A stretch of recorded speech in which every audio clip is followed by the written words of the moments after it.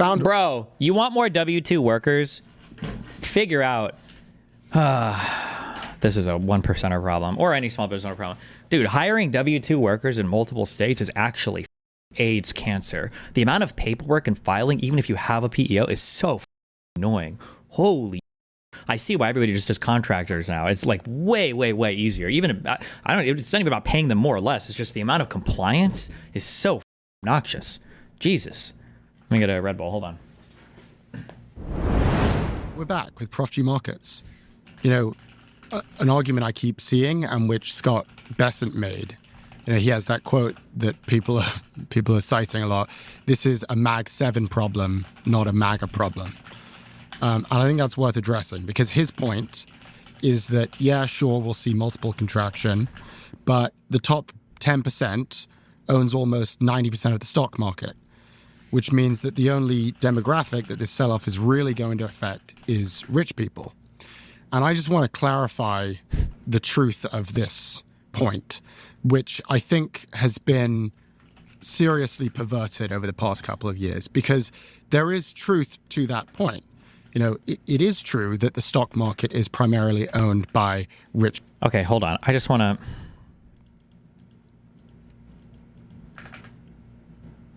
Because I don't know how much crossover I have, okay, with the rationalist community, all right?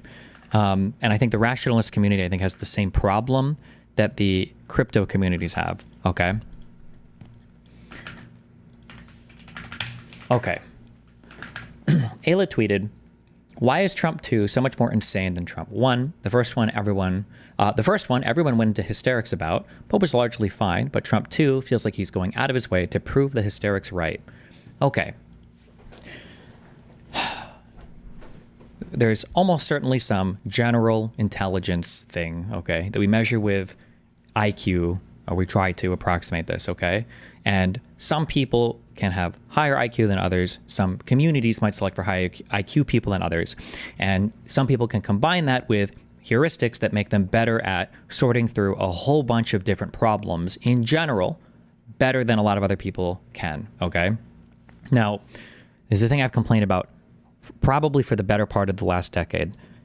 The big issue you run into when you have above average intelligent, successful people is not that they are stupid, but is they don't know where the limits of their own intelligence are, okay?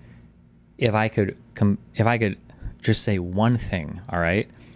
Anytime you enter a new arena and there are a ton of people that are fighting in that arena, if you step in and you think, wow, I could do this better than all of them, I figured this out, and you haven't read a single book, you don't have a single bit of experience, you don't know anybody very successful in that industry who's like counseled you, then you're probably, and by probably, I mean, unless you're literally a 500 IQ super ultra genius, you are almost certainly missing something huge, okay? This is a huge issue that a lot of these crypto, techno, whatever the fuck, electronic, EDM, all these people coming in who are like, oh God, I'm good at AI and software, and like a lot of people don't know anything about that, so I feel kind of special intellectually, and I even have a heuristic for analyzing the world that actually is probably better than most people, but that leads to this dramatic overestimation of intelligence to where you might have a better heuristic than another person, and you might be smarter than that person, but that person might have gone through so much of a particular environment that they're just better suited to that environment than you are, even though given the same set of experiences you might be better, but you haven't had those experiences, you haven't done the research. That just be careful of that, okay? That's all I'm saying. Okay. Oh, I might have actually read a paper on this before, Jagon, because I wonder if you emailed me that paper. This is called Epistemic Trespassing. I think somebody emailed me a paper on this before, and I read about this. It's been a while.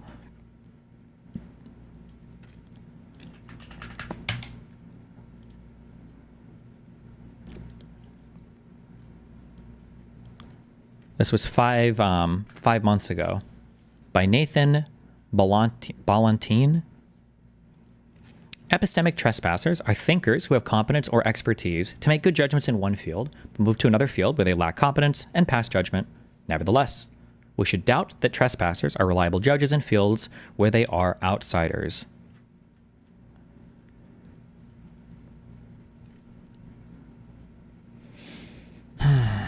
Jordan Peterson and Elon Musk are two of the most guilty people for this. Oh, I've heard that term as well, Nobel Prize syndrome.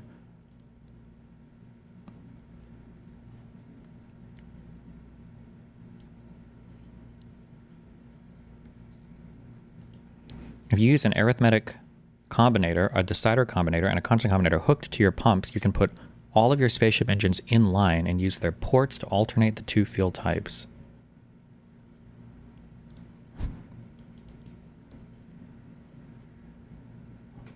Oh, crazy, cute.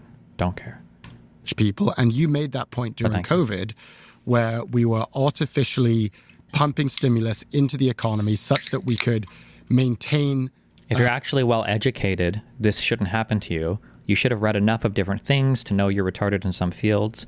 Maybe. I don't think it's an intelligence thing. This is like a if we're doing D&D, this is like an int. No, this is like a wisdom thing. Like wisdom versus intelligence. Like it's just easy to be smart but miss some shit like that.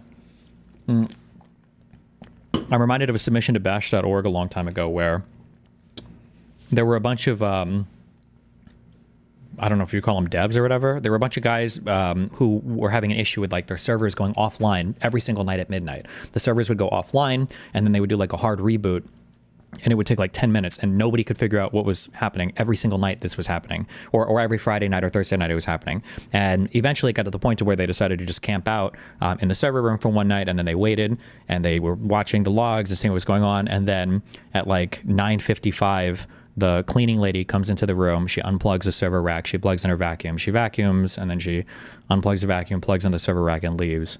And it's like, oh, they're just like, I doubt the guys were stupid, but there's something to be said for, I don't know what the skill is.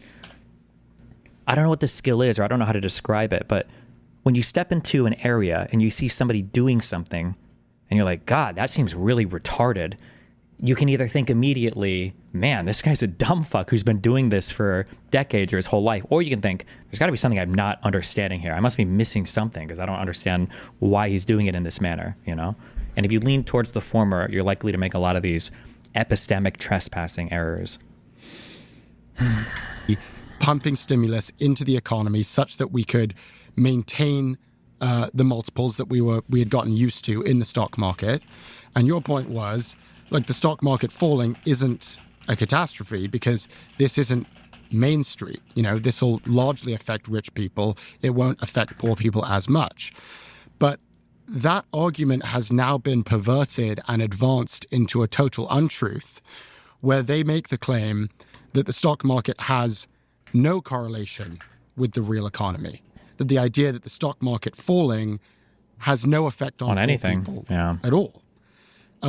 Which is not true at all, because actually the stock market is a reflection of the real economy. Of something real. Yes, it's not one-to-one, but if you see a contraction in earnings, if you see an increase in tariffs, which means that the burden is going to be shouldered by the companies who are importing those goods, then what we're going to start to see is, one, an increase in prices. We're expected to see above 4% inflation this year.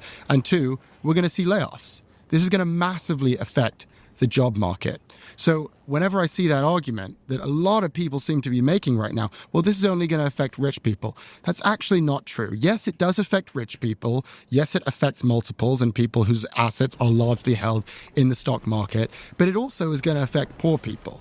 If you have a recession in the stock market, eventually it does trickle down into the real economy. But keep in mind, again, and I'm going to harp on this over and over again, a lot of the problems here of people thinking that this is all fake money and it's not real or whatever, Democrats need to have some responsibility here as well, because for as long as they've been saying, you know, billionaires are evil, the top 1% has 99% of the stocks and blah, blah, like, if you've listened to this type of rhetoric for your whole life, then somebody complaining about the stock market, maybe it doesn't seem like it matters as much. What, aren't stocks just for rich people? Like, I didn't get fired today from my job. Like, who cares?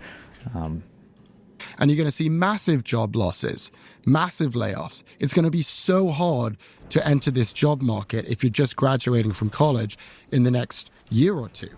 So I just think we need to dispel that myth, because what started as an important point about who really owns the stock market has been twisted and perverted into some weird justification into tanking the economy at large, which is going to affect everyone in the US. But I would also like to get your thoughts on that. The stock market, the Dow and the NASDAQ, are not the real economy. They're a reflection on components of the real economy, but there is some truth to the notion that essentially the Dow Jones and the NASDAQ are essentially the PSA, or the blood pressure reading of the top 10%, if not the top 1%. And what do you know? They've been on a record tear for 15 years, and until a month ago, 72 highs in the previous. Your bots can send equipment to new platform. Wait, like from space, from one to the other? Or are you just talking about like requesting stuff? 24 months. Until a month ago, 72 highs in the previous 24 months, what have you. And I'm actually a fan of programs that would probably take, not purposely, the stock market down. If you were to say that the alternative minimum tax on corporations who have now enjoyed the lowest tax rates since 1939, if you were to say corporations aren't paying enough taxes, we're going to have an AMT of 30%. That seems reasonable, but it'd be an enormous hike in corporate taxes, because many of them, including the biggest names in business, don't pay any because of the tax code. The stock market would go down because they would have lower earnings. I'd be in favor of that. I think people of your generation need disruption, maybe even if that means hopefully getting a chance to buy real estate and stocks at a lower price. Disruption and churn is a key component of transferring wealth back from the incumbents to the entrants on a regular basis. And as I've said, we've done everything we can, specifically run up your credit card to smooth out disruption such that I can stay rich. If we were to raise minimum wage to $25 an hour, Jesus, McDonald's and Walmart stock would go down substantially. I'd be in favor of that. I think it's worth it. This is a double whammy. This goes from bad to worse, in that is not only does the stock market go down, but 98% of companies that export products are small and medium-sized businesses. 43% of U.S. agricultural exports go to our free trade partners who've agreed to have lower tariffs. That's up from 29% in 1990. 40 million American jobs depend on trade. And that, you'd think, well, out of 355 million, that's not a lot. Only 150 million Americans work. So you're talking about a quarter of our jobs are dependent upon trade, and we're going into a voluntary, unnecessary trade war.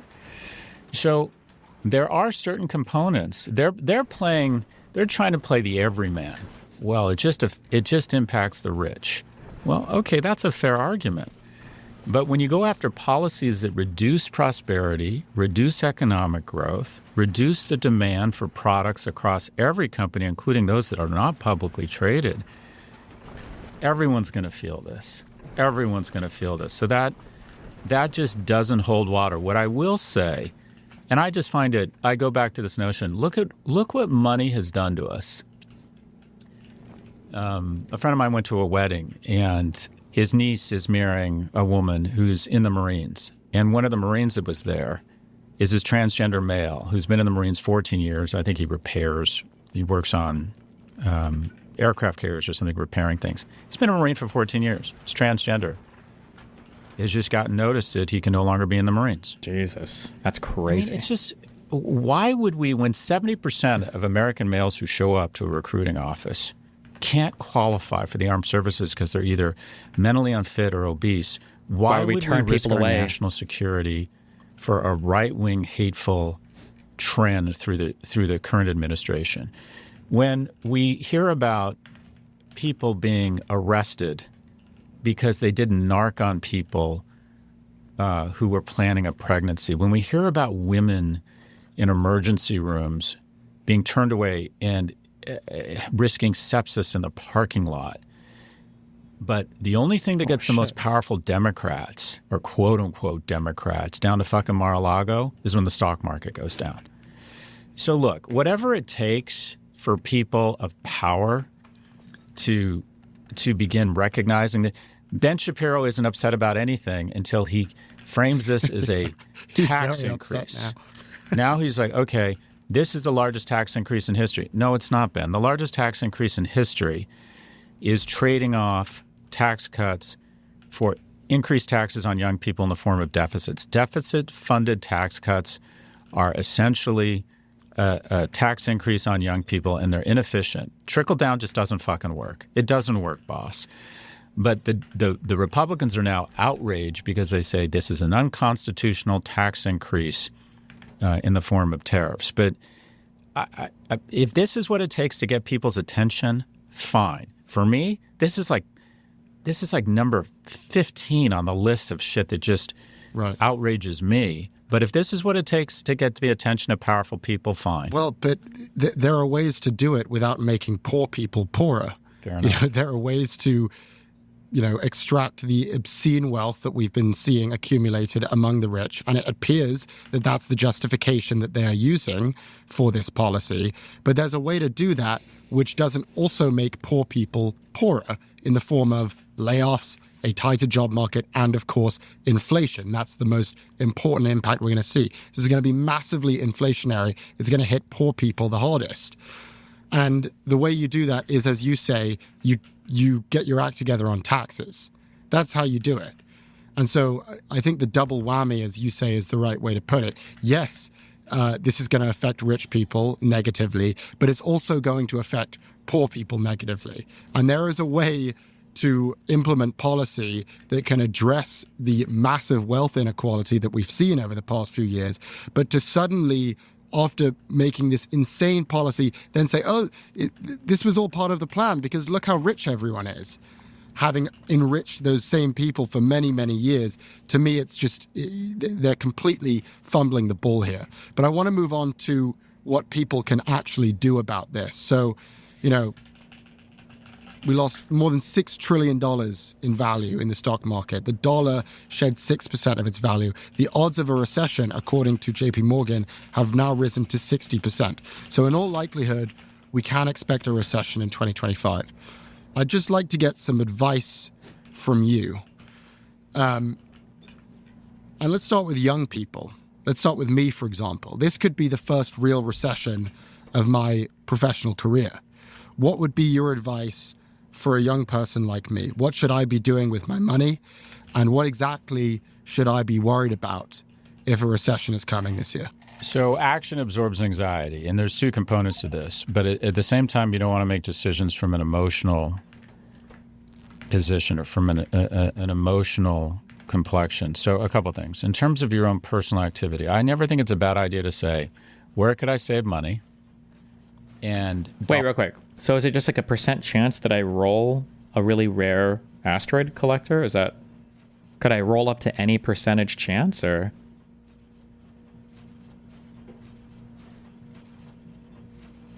Dollar cost average in and start investing more. Dollar Because, cost quite frankly, average. this There might it be- is. It might be an opportunity.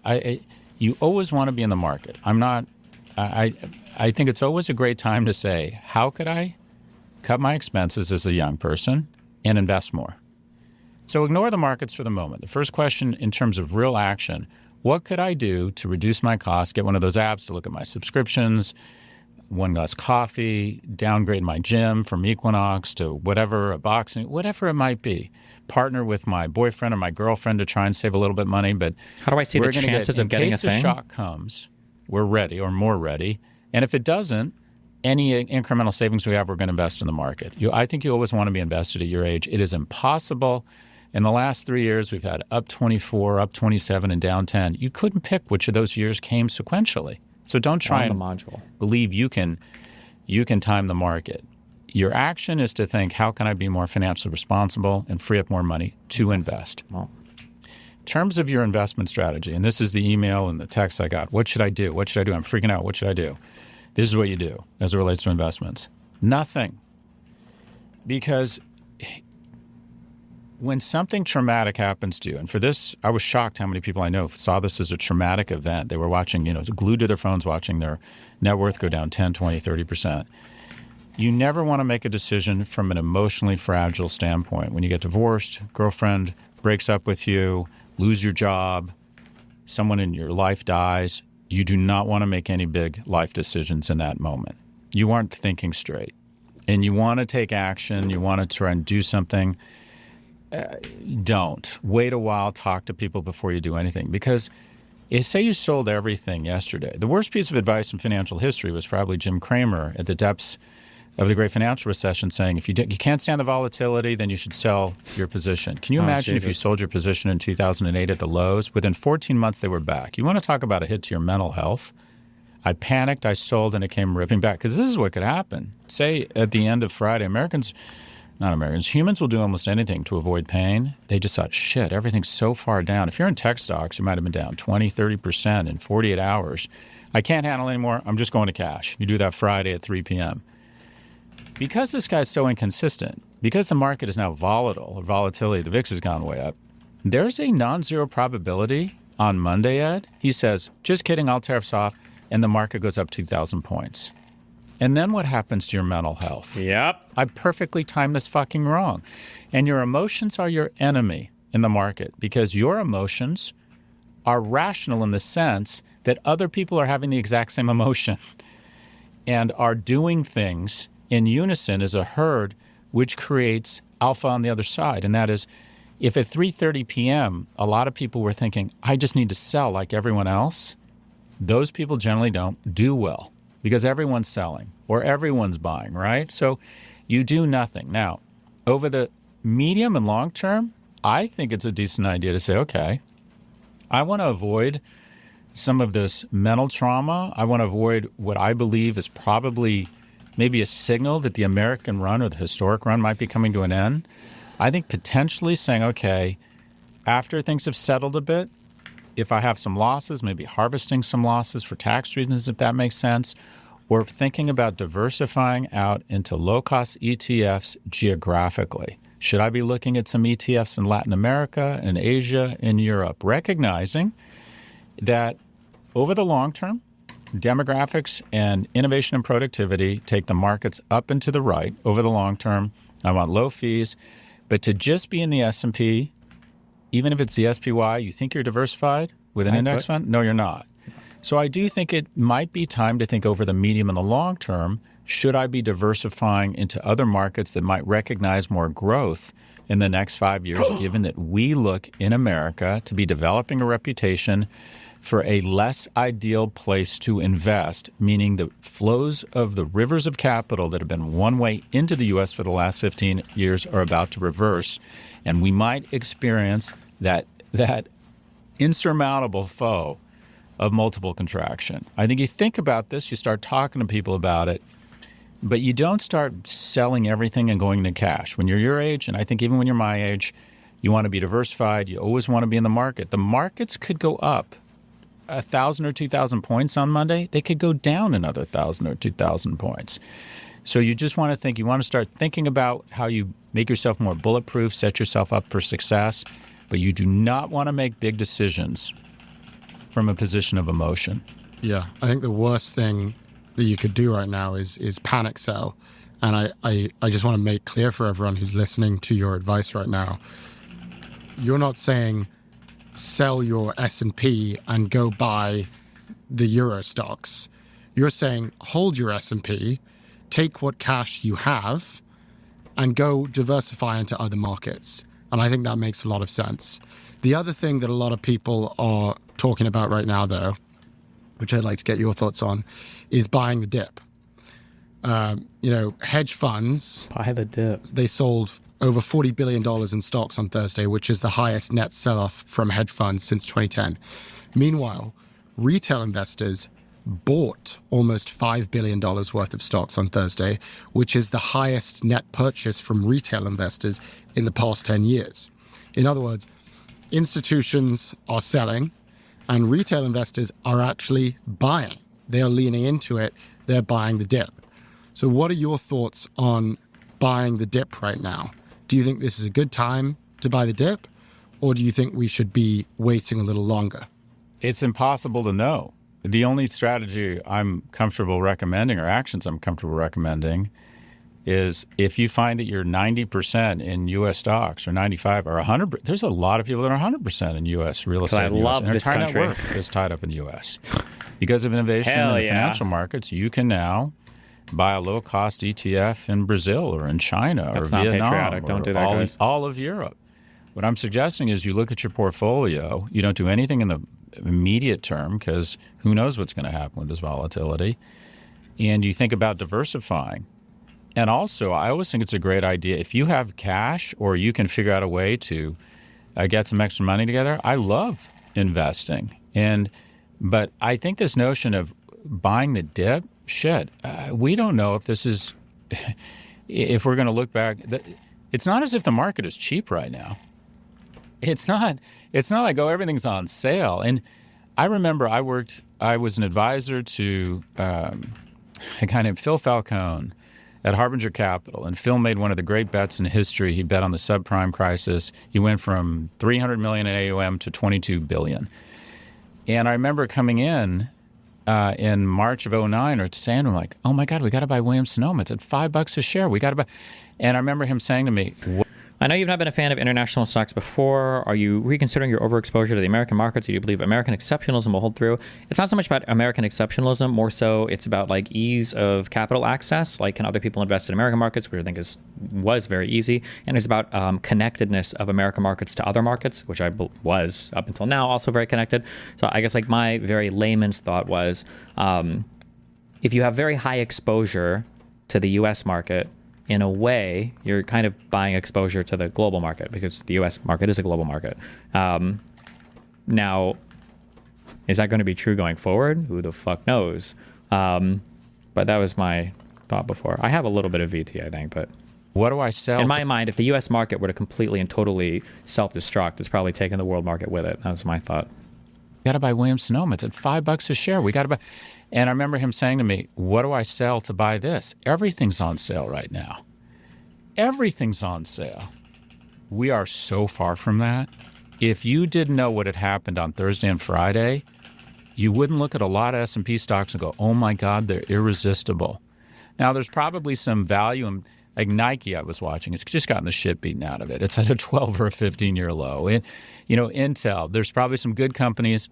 I wouldn't say they're on sale. I would say they're slightly marked down from what was historically high prices. So this notion that you should lever up or margin up, that's no. saying you don't know shit about international stocks. That's why he didn't invest. You don't have to know anything about international stocks. You just have to buy international indexes. You should never be searching for individual stocks anywhere to buy. Really, you should never be. But no. If you have some money and you want to be in the market, I think you really want to look at how diversified you are geographically. And I love the idea of freeing up money to invest. I think that's a great idea for a young person. Okay, I'm going to figure out a way. I have some cash. I want a dollar cost average in. But I think it's about diversification. But the notion somehow that the markets are on sale right now versus what? Versus Wednesday night? True. That's it. They're not on sale. We'll be right back. And if you like the show, please let us know in the comments and tap the subscribe button below to get new episodes. Cat yam.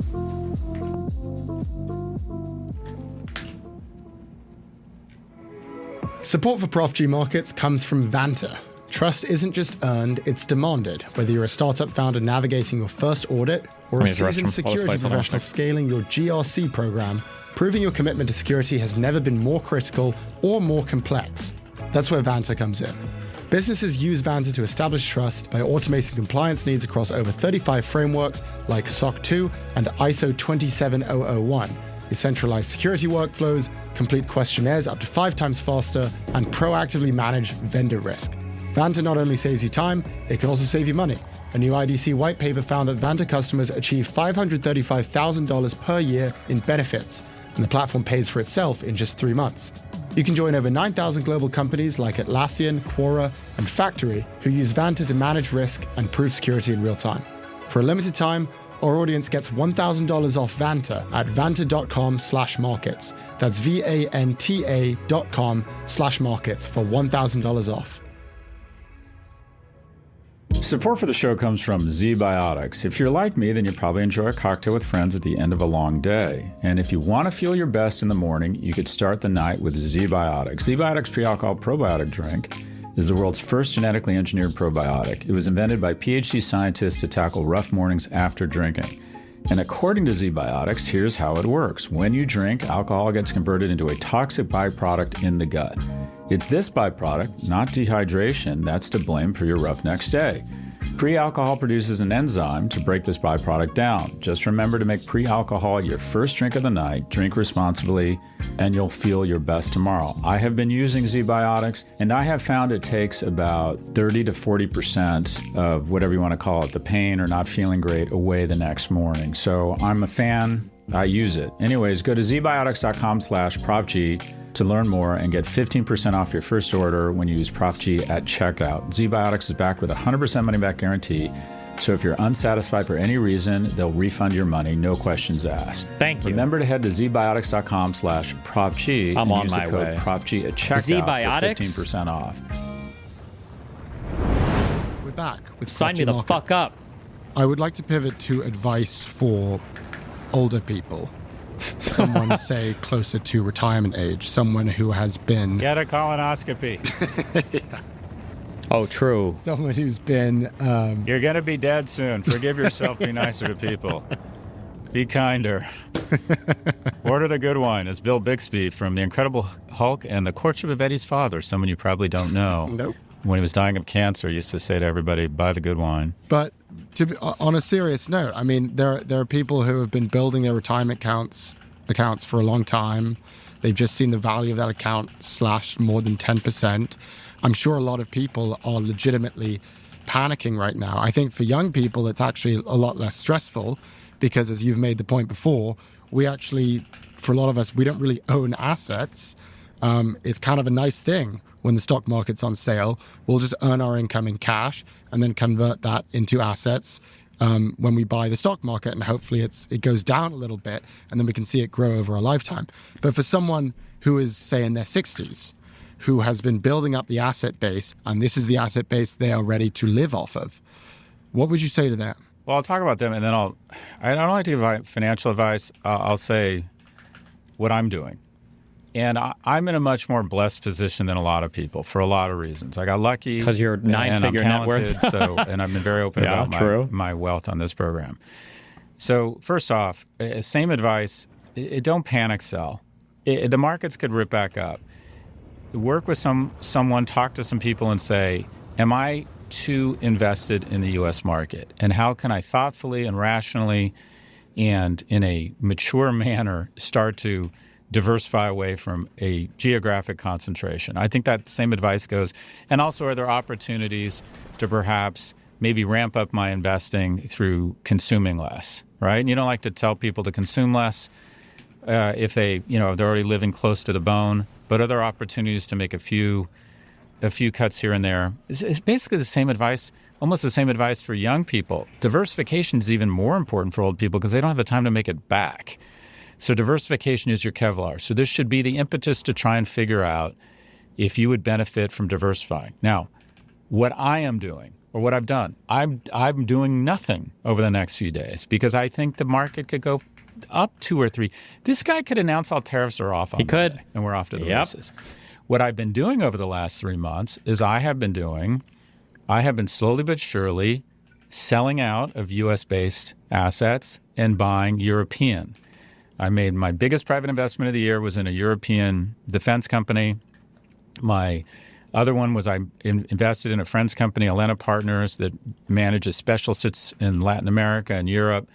I love that. It's mid cap and small cap and basic value. I wanted to get away from tech, what I thought was just... Now, I also want to be clear. I've been planning to sell Apple and Amazon down, and I waited too long. So I don't get it right. I'm not a genius. I lost a shit ton of money Thursday and Friday from Apple and Amazon because I know I've been thinking about it, but I was thought, well, maybe when Apple hits 250 again, right? And it didn't. Now it's back at whatever. By the way, my prediction was right, not for all the right reasons, but I said Apple would go below $200 in the next 6 months. It did. You did. So chalk it up as a win. So what I have done, though, or what I did was I went short. I thought this thing's just too expensive, specifically AI. I lost, I don't know. I haven't even really looked. I think I lost somewhere between $5 and $7 million on Thursday and Friday in just my U.S. equities. But I got 30% of it back because I'm short Palantir and Tempest AI. I think AI is overvalued. I think Palantir is crazy overvalued. So I've been short those companies. I didn't know you were short. I love that. That's amazing. When did you go short Palantir and Tempest? Just a couple weeks ago. I thought AI's gone apeshit crazy, and they went up dramatically, got hurt, but now they're well down. So I'm never perfectly matched in terms of net exposure short long because I do. Hold on. To the White House, you've been a remarkable friend of the state of... They didn't cancel it. They're back. Uh-oh. Watch Netanyahu grovel. Oh boy.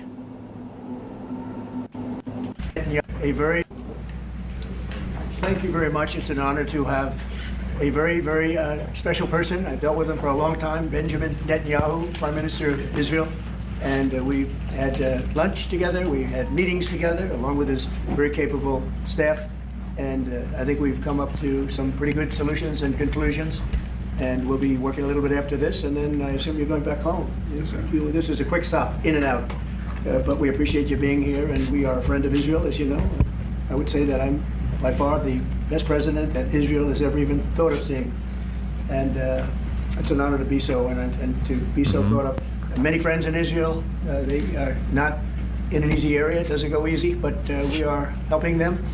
And likewise, they've been helping us very much. And so we'll see how it all works out. But we had great discussions today, I think, on the obvious subject of Iran, and also the less obvious subject with respect to Israel, and that's trade. And I think the Prime Minister is going to tell you a little bit about trade and what they're doing for the United States. So I want to thank you all for being here. Thank you very much. And Thank you. Benjamin, thank you very much. Thank you, Mr. President. Thank you, Don. Thank you. Mr. President, I want to first thank you for inviting me again to the White House. Thank you. You've been a remarkable friend of the state of Israel. You stand by us. You're standing with us. You are a great, great champion of our lives. And you actually do the things that you say you do. And I think that people respect that enormously. I certainly do, and the people of Israel do. And I think the Jewish people do as well. We just saw your representative in the Department of Justice fighting anti-Semitism, standing up for Israel in international forums. I just want you to know from the heart, it's deeply, deeply appreciated. As you said, we had the opportunity to talk today about many subjects. First, if I can mention tariffs, it's a subject of some interest today. I can tell you that I said to the President a very simple thing. We will eliminate the trade deficit with the United States. We intend to do it very quickly. We think it's the right thing to do.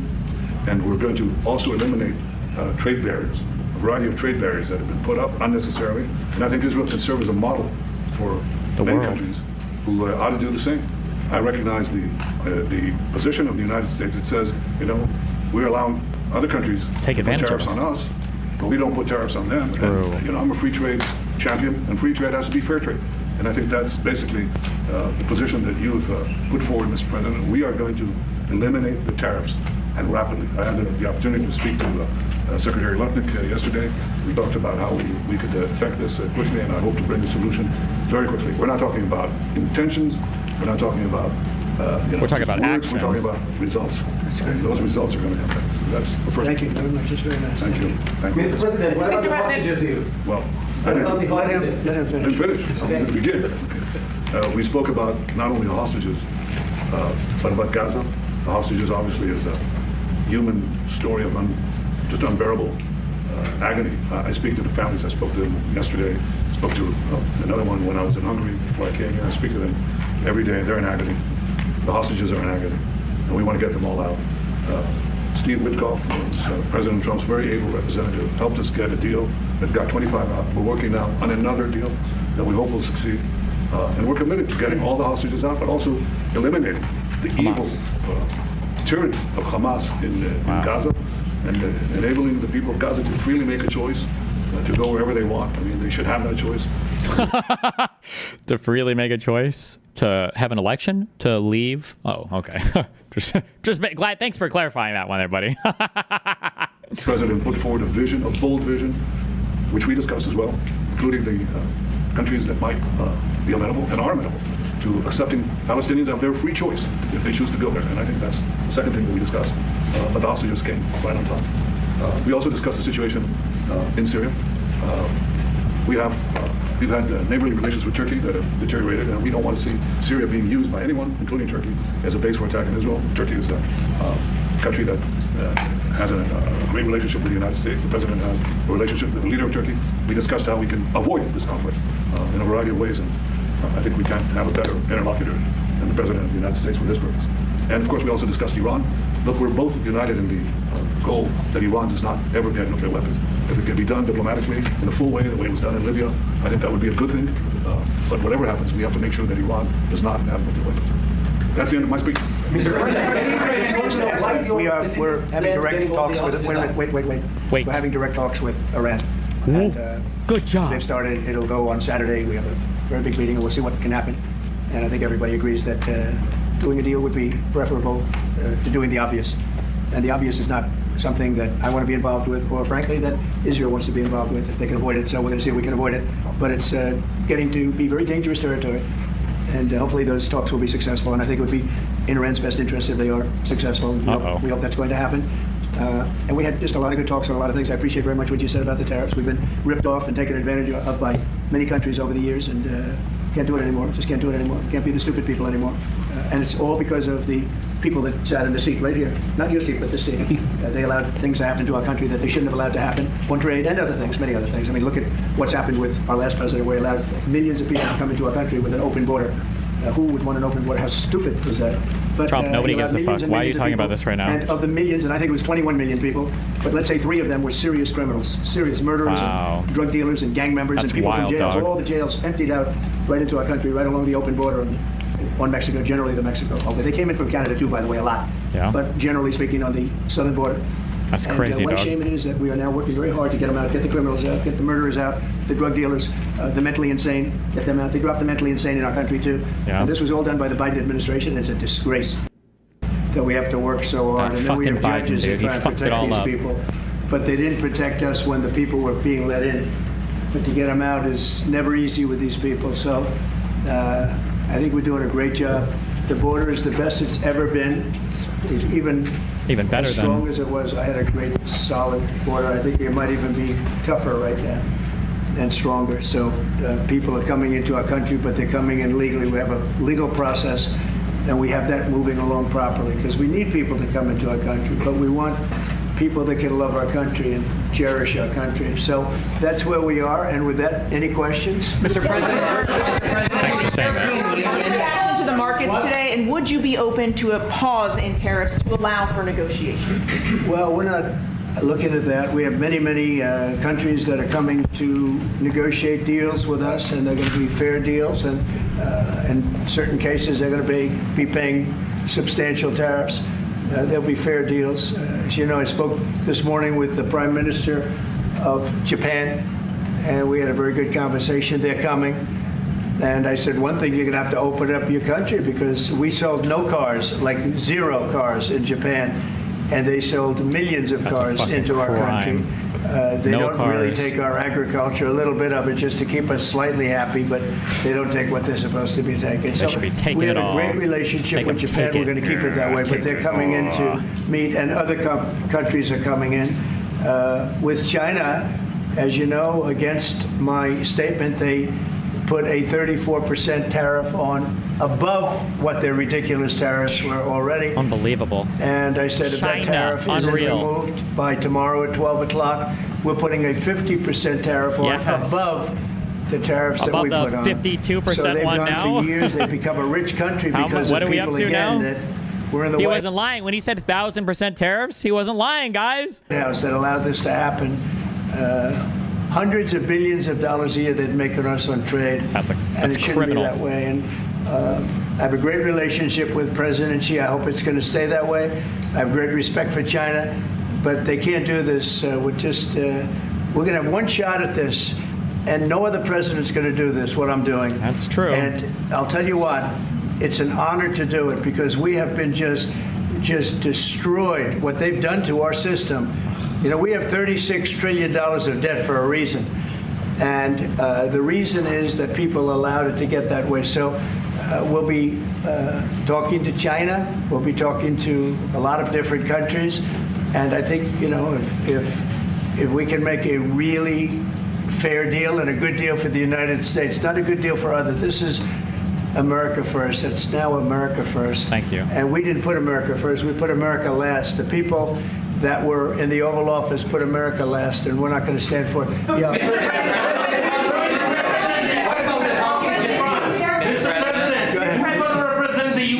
Talks with Iran. 2 questions. Do you expect any of these deals to be made before April 9th? And secondly, there have been some mixed messages from your administration. You're talking about negotiations, and yet others in your administration are saying that these tariffs are actually permanent. What is the action? Well, it could be. They can both be true. There can be permanent tariffs, and there can also be negotiations because there. Why, like, has Trump ever answered a question ever in his entire life? Has he ever answered a question straight ever? Like, things that we need beyond tariffs. We need open borders. We almost had a deal with China where we're going to open up China. It was almost done. Some of you remember it during my first term. And it was very disappointing. We ended up making a great deal. $50 billion worth of product was sold. $50 billion. You'd like that in Israel. And I made that deal, but it wasn't the deal that I wanted. It was the deal that I wanted was that plus they were going to open up China so that our companies could go into China and compete with other countries and China for for a large number of people. Mm-hmm. And at the very end, that deal was terminated, and we went to a piece of the deal. Wow. And That's crazy, so there are a lot dog. of things outside of tariffs, but tariffs are very important. But there are a lot of things like opening up countries that were totally closed. China is essentially a closed country. In fact, it is a closed country. And what they do is they charge tariffs so that if you sell cars or if you sell anything, nobody's going to buy it because the price is out of control. But that's true with a lot of other countries also. So we're going to get fair deals and good deals with every country. And if we don't, we're going to have nothing to do with them. They're not going to be allowed to participate in the United States. Mr.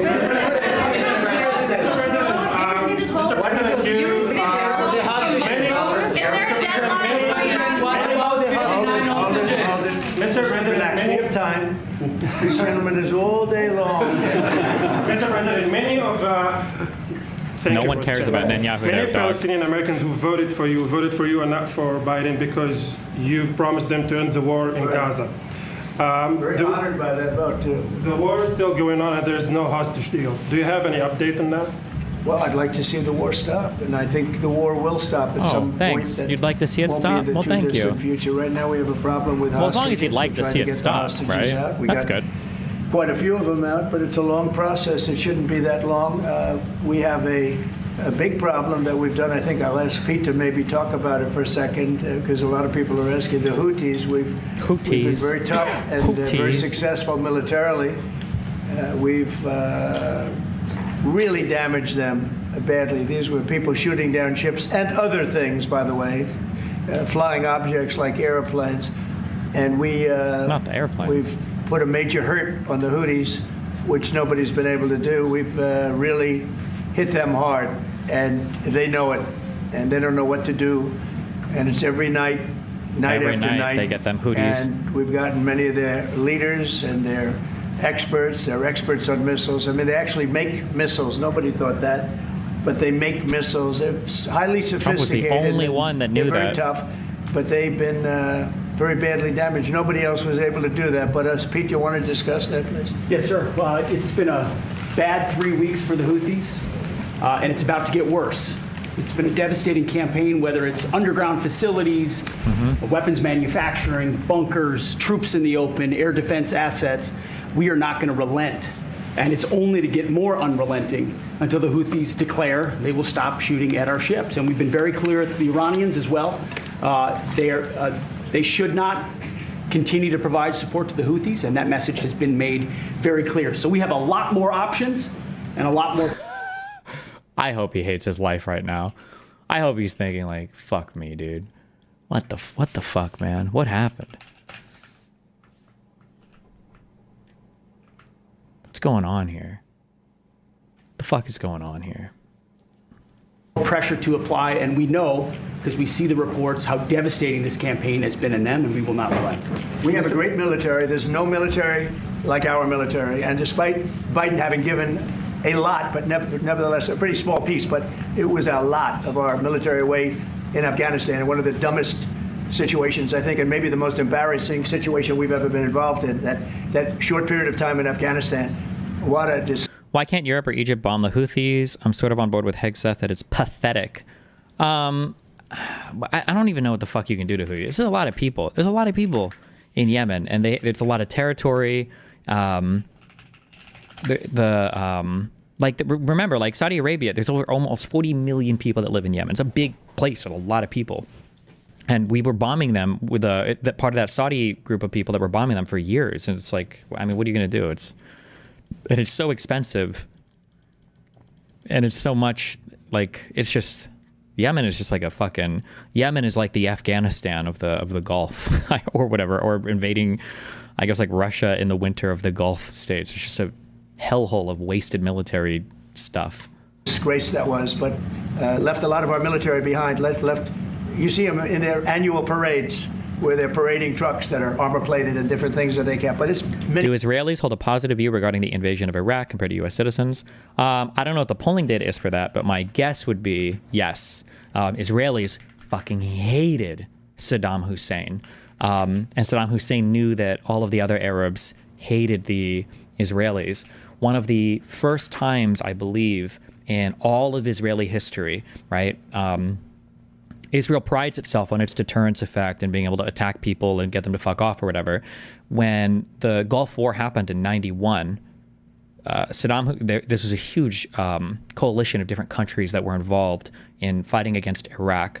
And Saddam Hussein thought that he could get Israel to drop out of the coalition by shooting Scud missiles at Israel to get them to join, which would cause like other players like Saudi Arabia to leave because they fucking hated the Israeli people. So Saddam Hussein was literally shooting Scud missiles into Israel. The U.S. told Israel, hey, don't do anything, just fuck off and sit there and take it. So Israeli people fucking hated Saddam Hussein. I don't know what the polling data is overall on their feelings about that, but my guess is there's no love lost there. They were happy to see Saddam Hussein go. Many billions of dollars we left I don't know if anybody has, if there's like polling data on how the average Israeli feels about it, but behind. But despite that, we have a tremendous military. That was a very small portion because we rebuilt the military during my first term, and we have great things happening with our military. We also essentially approved a budget, which is in the facility. You'll like to hear this, of $1 trillion, $1 trillion. And nobody's seen anything like it. We have to build our military, and we're very cost conscious, but the military is something that we have to build, and we have to be strong because you got a lot of bad forces out there now. So we're going to be approving a budget, and I'm proud to say, actually, the biggest one we've ever done for the military. We're cutting up. Biggest budget we've ever done for the largest line item.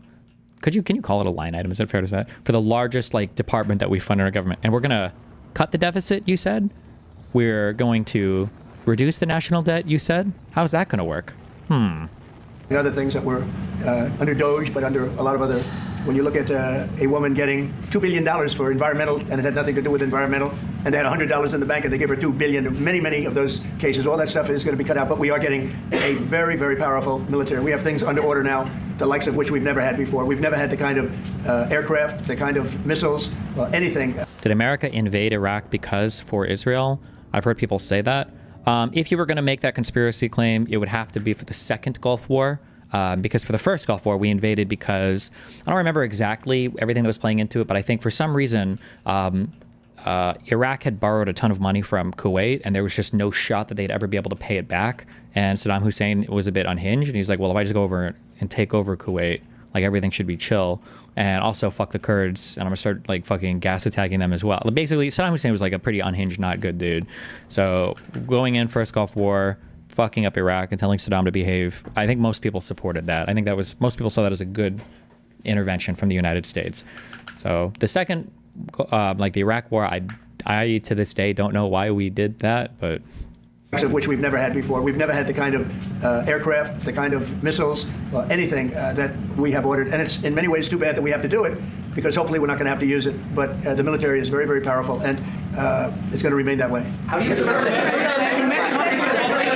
President, please. Yes, we. Thank you, Mr. President. I want to ask you about Iran because this is the first time we hear that the U.S. is having a direct contact with the Iranians. Is it possible to give us some more information at what level the U.S. is High level, represented? very high level. And we're dealing with the Iranians. We have a very big meeting on Saturday, and we're dealing with them directly. You know, a lot of people say, oh, maybe you're going through surrogates or you're not dealing directly, you're dealing through other countries. No, we're dealing with them directly, and maybe a deal's going to be made. That'd be great. It'll be really great for Iran, I can tell you that. But hopefully, we're not going to have to get into that. We are meeting very importantly on Saturday at almost the highest level, and we'll see how it works out. Please. How do you ensure, Mr. President, that these tariffs don't drive U.S. trading partners into the hands of the Chinese? I'm not worried about it. If they want to be in the hands of the U.S., they don't want to be in the hands of the Chinese. And the Chinese have turned out to be really not very good at that. People that are with us, they're with us. But we cannot be taken advantage of any longer. I used to watch these deals for years. I've been talking about it for years. I've been talking about it for 35 years, how our country is being ripped off. I mean, 30 years ago it was Japan, then it was something else, then it was another group, then it was China. China's doing the... Hasn't Japan's economy been, is it stagflating for like 3 decades? Hasn't that economy been moving sideways like their markets for like fucking decades? Damn, bro, they're the ones taking advantage of us. Meanwhile, the United States, without even fucking trying, I'm so sorry, Americans. You guys just don't realize how good you have it. You do not understand how insane the U.S. economy is. Whether you're talking the stock markets, whether you're talking our job markets, Americans have no concept of what economic anxiety is. It's just like Americans come onto my stream and complain like I have no hope, I've got no future. I'm 25 years old with a college degree and I can't buy a house. I'm fucked. My life is over. And it's like, bro, take a deep breath. Calm the fuck down. What the fuck is wrong with you? The best job of it, frankly. And it's just not going to happen. Not going to happen. The EU has said that they have offered 0 tariffs on cars and industrial goods. Is that not enough? Well, the EU, no, it's not. The EU has been very tough over the years. I always say it was formed to really do damage to the United States in trade. That's the reason it was formed. It was formed with all of the countries from Europe, I guess most of them, not all of them, but most of them. And they formed together to create a little bit of a monopoly situation, to create a unified force against the United States for trade. So they have NATO, which is largely the same countries, and they took advantage of us dollar-wise and militarily until I got there. You know, I was able to get $600 billion from NATO, where they paid NATO because most of these nations weren't even paying. We were paying for NATO, so we're paying them to guard them militarily, and they're screwing us on trade. So that's not a good combination. So now it's really turned around. It's the opposite. Remember, once they tell a lie, they will always have the lie. They will never, ever. You will hear conservatives repeating this lie to their children in school till the day they die. Conservatives will never, ever, ever drop this lie. This weird thing of nobody pays for NATO but us, but I made them all pay for it, and now they were all fucking us on trade, but they will always repeat these lies. The European Union's been very bad to us. They don't take our cars. Why'd you support the Iraq War if you had no idea what it was for? Because I was fucking 17 years old? I don't know. What do you mean? I was a young Republican. Like Japan in that sense. They don't take our agricultural products. That's what real American conservatives did. And yet they send millions of cars in a year. Mercedes-Benz, Volkswagen, BMWs. They're sending millions and millions of cars into the U.S., but we don't have a car that's been sold to the European Union or other places, but let's go for the European Union. And it's not going to be that way. It's got to be fair and reciprocal. It's got to be fair. It's not fair. We have a deficit with the European Union of $350 billion. And it's going to disappear fast. And one of the reasons and one of the ways that can disappear easily and quickly is they're going to have to buy our energy from us because they need it. They're going to have to buy it from us. They can buy it. We can knock off $350 billion in 1 week. They have to buy and commit to buy a like amount of energy. And we have that. You know, we have more energy than any country in the world. I don't know if you know that. He knows everything. But the one thing he may not know, we have more energy than any country in the world. We have more of every kind of energy, every form of energy, from oil and gas to coal. And people talk about, I call it beautiful, clean coal. As you know, Germany is opening up a coal plant a week. They tried the windmills and it didn't work. They tried all the other solutions and they were ready to go out of business. Now they're doing a coal plant a week. China is now... Was there one specific defining moment that made you switch it up? The first thing that ever made me really start to reconsider, I've said this before on stream, it was after 9/11, when in New York City, people started to protest against mosques being built in areas close to where the World Trade Center was. And I was a big conservative social libertarian at the time and a big First Amendment Bill of Rights guy. When I saw that, I was like, wait a second, that's not part of who we are now. Up to 2 coal plants. They're opening 2 major coal plants every single week in China, all over China, and then we're not allowed to use coal. Well, we have clean, beautiful coal more than anybody else. We have oil and gas more than anybody else. We have the most energy of any country in the world, including Saudi Arabia, including everybody, by a lot. I took it to number 1. We were number 3, and I took it to number 1 during my administration. And the reason that we were hurt so badly and the reason that we went into such incredible inflation during Biden is energy. It was also their bad spending, but energy, because they played around with this incredible thing that we had built, this administration had built, and the energy costs went through the roof. And when that went up, everything else followed. Okay. Now, if you look at what's happening, you're going to see this today. I said we're going to try and get groceries down, right? An old-fashioned term, but a beautiful term. Eggs. So when I got in, the press went absolutely crazy the first week. They said, eggs have quadrupled in price. I said, I just got here. Tell me about it. And Brooke Rollins and our team did a great job, and eggs are down now 79%, and they're all over the place. And this was a problem that somebody else would have taken a long time to cure. We have energy is down. We have interest rates are down. We have groceries, meaning food is down. We have everything is down at levels that nobody ever thought possible. Energy looks like it's going to be in the $2.50 a gallon range, and maybe below that for a car. So for gasoline. So we're really doing amazing. I mean, we're cutting prices because prices got so high people couldn't live. I mean, the prices for groceries, the prices for standard groceries, standard things were going through the roof. They couldn't live, and now those prices are coming down. So call them groceries, but that's down, energy's down, and interest rates are down. Everything's down, and the interest rates. The beauty there is when we refinance debt. You know, debt's become such a big factor in this country. We're going to start paying debt off with this whole refinance debt thing. This is a huge fucking meme. It's not going to fucking happen. There's no truth to this whatsoever. The only people pushing this are weird conservative conspiracy theorists. Tariffs and other things, but it's such a big factor because the interest rate's so high. Well, now that's coming way down, so our budget's going to look a lot better because interest costs are way down. And I guess I've done that. I did that. Many Israelis are watching you now on live show. What is your specific way of getting the hostages out from the horrific captivity? We are trying very hard to get the hostages out. We're looking at another ceasefire. We'll see what happens. But we want to get the hostages out. The Israeli people want the hostages out more than anything. They want the hostages out. This man is working very hard with us to do that. I mean, I don't know. I hope he's being appreciated because he's been a great leader. He's working very, very hard on the hostages and many other things. And there are plenty of things you have to work on. It's a tough place in the world. I have a good partner. Yeah, you do have a good partner, and so do we.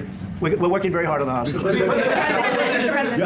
you're going to negotiate a new deal with Iran, can you elaborate how it's going to be more effective than the JCPOA? Well, I can't really say that, but I think it'll be... I can't give away it because I'm negotiating. Well, I can't give it away because I would be giving away all the things I'm going to negotiate. I never have to give any specific details about anything I say, ever. No details, ever, about anything, ever. In fact, why are you even asking me any questions, ever? Don't ever. Art of the deal. Different and maybe a lot stronger. But they were so happy when we made that first deal because we did get a lot out. You know, I had people right in this office, this beautiful Oval Office. They came in, 10 people hostages, you know that.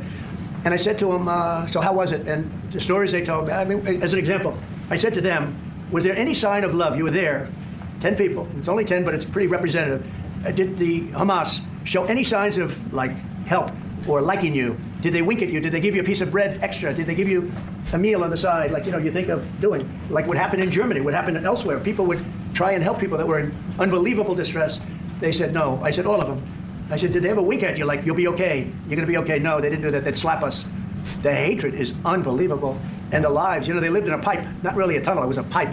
And they always thought they were suffocating, they were going to suffocate. And then they'd open up the pipe, and it was like 3.5 feet high. This isn't, you know, we hear tunnel is bad, but pipes are worse. And the stories I heard were incredible. But I just said, was there any sign of potential love or affection? And there were none whatsoever. It was amazing to me. There was nothing like, here, take this as a little extra meal or something. They lived like hell. I don't know. They were amazing to me because they seemed to be pretty normal. They weren't scarred. But I guarantee underneath they have to be scarred. And one was there for 356 days. Another was there for about 180 days. You know, a long time. These are people that have been really, really horribly treated. I saw my first I regret my vote comment on r/conservative today. I've never seen anything like it, actually. I was very surprised to hear the answer. Thank you, Mr. President. Are there 2 or 3 countries that on your list that you feel are farther along in getting their tariffs lowered? I think there are many that want to get rid of tariffs right now. European Union, I mean, as badly as they've treated us, they brought their car tariffs essentially off. I guess they brought it down to 2.5 in a year, maybe to nothing. But it's not only tariffs, it's non-monetary tariffs. It's tariffs where they put things on that make it impossible for you to sell a car. It's not a money thing. They make it so difficult, the standards and the tests. They drop a bowling ball on the top of your car from 20 feet up in the air, and if there's a little dent, they say, no, I'm sorry, your car doesn't qualify. When the same car from Germany or anything would dent likewise, unless you can have an army tank. It's going to dent. Where is he getting these fucking stories from? Just designed for one reason, that you can't sell your product in those countries, and we're not going to let that happen. Those are called non-monetary barriers. They make barriers that are so tough that it's impossible to qualify. So tariffs are a big part of it, but there's another big part of it, and that's barriers. They also do something else. They manipulate their currency, and they drive it down. They want to have low currencies. You know, it sounds better to have a high currency, a strong dollar or whatever, but they bring their currency down. And when it competes with our currency, it's very hard to sell a tractor. It's very hard to sell product because their currency is low and ours is much higher relatively. And so it makes it very hard. I speak to a lot of companies that do business, tractor companies, and they say it's so hard to sell because what they've done is they've lowered the yen or they've lowered the yuan or they've lowered their currency, so then it's very hard to compete. We don't want that either. So we have a lot of things that we're talking about, but we're going to fix it properly, and it's going to be fair to everybody. And in the end, I think we're going to have a world that does a lot better. But they have to respect the United States. And nobody but me would do this. Nobody but me would do this. It would be nice to serve, a nice, easy term. But we have an opportunity to change the fabric of our country. We have an opportunity to reset the table on trade. We lose billions of dollars. We lose close to $2 trillion a year on trade. We lose $1 trillion a year to China. $1 trillion. We lose hundreds of billions of dollars a year on trade to China. We lose hundreds of billions of dollars overall, probably close to $2 trillion. Why would we do that? Number one, why would we do that? And then you have to say, is it sustainable? Then you hear about losing it. all It's of the just people that say, well, disappearing. deficits. If we have a deficit with the country, or if the country has a big surplus with us, like China has a massive surplus that they take and they spend on their military. Well, we don't want that. I don't want them to take $500, $600 billion a year and spend it on their military. I don't want them spending money on their military. And I shouldn't have to spend money. We shouldn't have to spend it either. Because, hopefully, and I said this to President Xi, hopefully it's money that we're never going to use. In other words, because we're not going to use those incredible weapons that we have and that they have. We don't want that. So it's going to be very interesting. It's the only chance our country will have to reset the table. Because no other president would be willing to do what I'm doing or to even go through it. Now, I don't mind going through it because I see a beautiful picture at the end. But we are making tremendous progress with a lot of countries. And the countries that really took advantage of us are now saying, please negotiate. You know why? Because they're getting beaten badly because of what's happening. They're getting beaten badly. They're being devalued as countries. But it's the only chance we're going to have to reset the table on trade. And when we do, we're going to come out unbelievably well. We're going to have a strong country economically again. And we're going to have those factories that are empty all over the United States. We've lost 90,000 plants and factories. Think of this, 90,000, you wouldn't think it's possible, 90,000 plants and factories since NAFTA, which is, by the way, the worst trade deal ever developed, ever had by any country anywhere, NAFTA. And even though the U.S., he keeps saying he terminated it. U.S., Mexico, Canada trade agreement is basically NAFTA plus. They just changed a few of the provisions. It's more or less the exact same fucking deal, but okay, buddy. He's about to say, I terminated it. I got rid of it completely and I rewrote it. No, it's basically the same fucking deal. It was, by the way, the worst trade deal ever developed, ever had by any country anywhere, NAFTA. And I terminated NAFTA. Everybody said it would be impossible. And I terminated it through Congress. We terminated it. You had to get it through Congress. It was a trap. It was a horrible thing. We got it done. And we went to the USMCA, which was much better. The problem is they cheat. They cheat like crazy. Canada cheats, Mexico cheats, just one of those things. But we are resetting a table, and we're going to have great trade, and we're going to have a very strong country. Our country is going to be at a level that has maybe never been, or maybe, our country was the strongest, believe it or not, from 1870 to 1913. You know why? It was all tariff-based. We had no income tax. Then in 1913, some genius came up with the idea of let's charge the people of our country, not foreign countries that are ripping off our country. And the country was never that kind of wealth. We had so much wealth, we didn't know what to do with our money. We had meetings, we had committees, and these committees worked tirelessly to study one subject. We have so much money. What are we going to do with it? Who are we going to give it to? And I hope we're going to be in that position again. Mr. President, do you plan to reduce the tariffs that your government put on Israeli goods, 17%? Where? On Israeli goods, the 17%. Do you plan well, we're talking about a whole new trade. Maybe not. Maybe not. Don't forget, we help Israel a lot. We give Israel $4 billion a year. That's a lot. Congratulations, by the way. That's pretty good. But we give Israel billions of dollars a year. Billions. It's one of the highest of. And we give a lot of countries money. You wouldn't believe if I said we give Afghanistan a lot of money, didn't it? Because that was a Biden deal, another Biden deal. Not only did he embarrass us with that, but they give them billions of dollars, Afghanistan, right? So, but no, we take good care of our friends, and we don't take care of our enemies. We're not taking care of our enemies anymore, but we do take care of our friends. For the Times of Israel, the IDF is fighting again in the Gaza Strip. I myself might be called up in a month. Do you think that's the way to pressure Hamas to get to a deal? And do you think blocking humanitarian aid is also an effective pressure? Well, you know how I feel about the Gaza Strip. I think it's an incredible piece of important real. Can you try to describe how Trump thinks the USA is getting ripped off? I don't get it. He equates buying shit to getting ripped off. No, there is no explanation. Stop asking me to steelman it. Stop asking me to explain it. There is no explanation. It's the equivalent of you downloading a file from somebody on the internet and then that person trying to download the file back from you because they think that you stole their file. It's fucking retarded. There's no good explanation. Real estate, and I think it's something that we would be involved in, but having a peace force like the United States there, controlling and owning the peace Gaza force. Strip would be a good thing. Oh, we're even using Because Russian right now, all terminology it is now. for years and years, all I hear about is killing and Hamas and problems. And if you take the people, the Palestinians, and move them around to different countries, and you have plenty of countries that will do that, and you really have a freedom zone. You call it the freedom zone. The A free freedom zone. The zone where people Yes, aren't going to be killed king. every day. That's a hell of a place. It's a, you know what I call it, a great location that nobody wants to live in, because they really don't. And when they have good living, real living, where Hamas and all of the problems they have, the level of death on the Gaza Strip is just incredible. And I've said it. I don't understand why Israel ever gave it up. Israel owned it. It wasn't this man, so I can say it. He wouldn't have given it up. I know him very well. There's no way. They took oceanfront property and they gave it to people for peace. How did that work out? Not good. Is the immigration, sorry, Mr. President, is the immigration plan still on the agenda? I would pay $1,000. I would pay $10,000 to attend a 1-hour presentation where Donald Trump just off the cuff just runs through like the history of Israel and Palestine. I would just love to hear that presentation. I would love to hear his thoughts on it. It would just be fucking hilarious. And he's forced to speak for like a whole hour. Which immigration? From Gaza. From Gaza. All it is a concept that I had that I think is good, and now people are copying it. You know, maybe you want to tell people are talking about the Trump plan. Gee, why don't we do that? Would you like to answer that question? I think what the president talked about is, first of all, to give people a choice. You know, Gazans were closed in, and every other place, including in arenas of battle. I mean, whether it's Ukraine or Syria or any other place, people could leave. Gaza was the only place where they locked them in. We didn't lock them in. They're locked in. And what is wrong with giving people a choice? Now, we've been talking, including over lunch, about some countries. I won't go into them right now. So this is when early on when the pro-Pali people were like, Israel's ethnic cleansing, Israel's ethnic cleansing.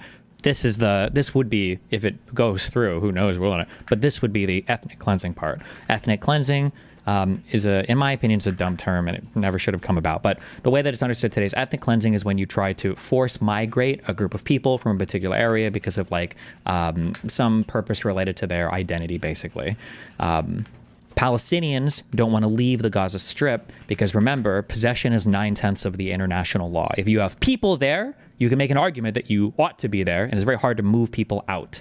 That's one of the reasons why Palestinians don't go to other states. It's why other states don't accept them as immigrants, or they maintain the refugee status. Now, in a perfect world for Israel, or at least for the Zionist Israel, finding a way to force evac or ethnically cleanse is what the left side would say, to force like evac all the Palestinians from the Gaza Strip gets Israel everything they've wanted. They can just take back that territory. They can kick all these people out and not have to deal with them anymore.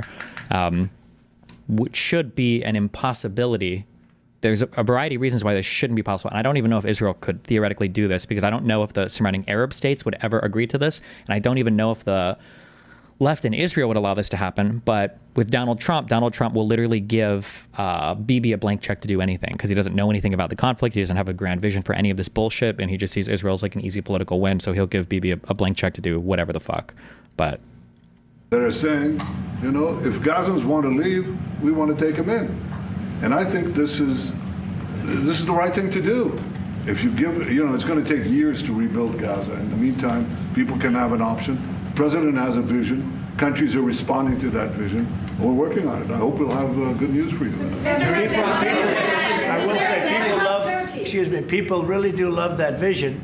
It's a long-term vision, but so importantly is to have that be a safe field, because you're right smack in the middle of the Middle East. You're right along Israel. It should have never, ever been given away. It shouldn't have been given away by Israel. He doesn't have any idea what the fuck he's giving it away. Like, Israel has never owned formally the Gaza Strip ever. So when he says give it, but it's just, well, I don't even know why I'm fact-checking or correcting this at all, but whatever. Israel, I don't know why they did it. I mean, I do know why, because they were promised peace, but that didn't work out too well, because it's one of the most dangerous pieces of land anywhere in the world. Gaza is one of the most dangerous places in the world. So they gave it away for good intention, and it didn't work out that way. And a lot of people like my concept, but there are other concepts that I like too. And there are some concepts I don't like. You know what I don't like? The way it is now. Because right now it's a dangerous death trap, Gaza. Yeah. Thank you, sir. Can you talk a little bit about your potential meeting with Vladimir Putin? Do you still plan to meet with him? Could that happen in Saudi Arabia? And maybe you could elaborate as well a little bit on not providing tariffs on Russia, sir. So, is this not a bad look for Bibi in the eyes of the Israelis? Like, most of the people there don't want to annex Gaza, right? Or do they? Gaza isn't necessarily like an important piece of territory, either strategically, because they already have access to the Mediterranean, obviously, nor historically, or in terms of like land acquisition, because the West Bank represents more for the religious people, the crazies who Judea and Samaria and all that bullshit. And it's just nicer land, and it's more land to expand into. So if you're going to expend political capital, all the political capital is spent trying to gradually move into the West Bank. However, if you could literally just kick out all the Gazans from the Gaza Strip somehow for free and take it, or at least reduce the number. Remember, too, from the Israeli perspective, you don't have to actually kick everybody out. If you could kick out like 50% or 60, 70, 80% of the people, and you have the demographic majority, you can also safely annex it and still maintain your Jewish majority state as well. So that's why the numbers and everything are so important in Gaza for the Palestinians to maintain, to hold on to that land to some extent. The reason we're not talking about tariffs with Russia. Wow, Skiller S, thanks for the host. Russia, sir. So the reason we're not talking about tariffs with Russia is because we're not doing business essentially with Russia, because we do trade with Russia. That's just a lie, but whatever. A war, and I'm not happy about what's going on with the bombing, because they're bombing like crazy right now. They're bombing. I don't know what's happening there. That's not a good situation. So we're meeting with Russia.